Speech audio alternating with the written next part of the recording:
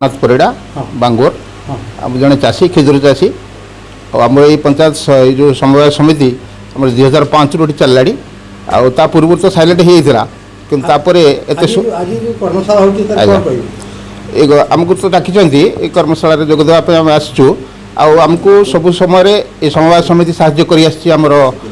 एकदम सुंदर पदक्षेप आम मानक बिना सुधरे ऋण मिल पारुछि आम मैंने ऋण पाइले निश्चय उत्तरोत्तर उन्नति कर सन्देह ना ये समवाय समिति आमको सब परिस्थिति साहाय्य कर आम से धन्यवाद दौचु संपादक तथा अन्य माने जो कर्मचारी अच्छा आम मैंने समस्ते भारी उपकृत होचु ये समवाय समिति द्वारा सरकार ओडिशा सरकार तरफ जो कृषि मेला बा कृषि कर्मशाला कराऊँच लोक मान चाषी मान सचेतन करने आमर एप्रिल 2022 को सरकार घोषणा करछंती जे लक्ष टका पर्यंत बिना सुधरे चाषी मान ऋण जोगाई दिया एवं 3 लाख पर्यंत ऋण 2% हार में जोगाई दिया एवं लोक मान चाष ऋण व्यतीत कुकुड़ा लोन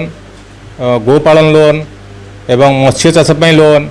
एवं विभिन्न प्रकार कृषि जंत्रपाति भित्तिक ऋण जोगाई देवाई सरकार तरफ बहुत व्यवस्था कराई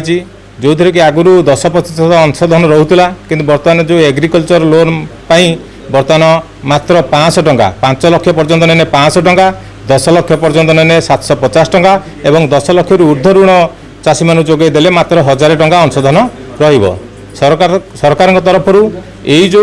वार्ता को पहुँचापी आगे राज्य स्तर में आमर प्रिय मुख्यमंत्री आमर कृषि मेला बा कृषि कर्मशाला करथिले एवं आम जिला स्तर में एटा हूँ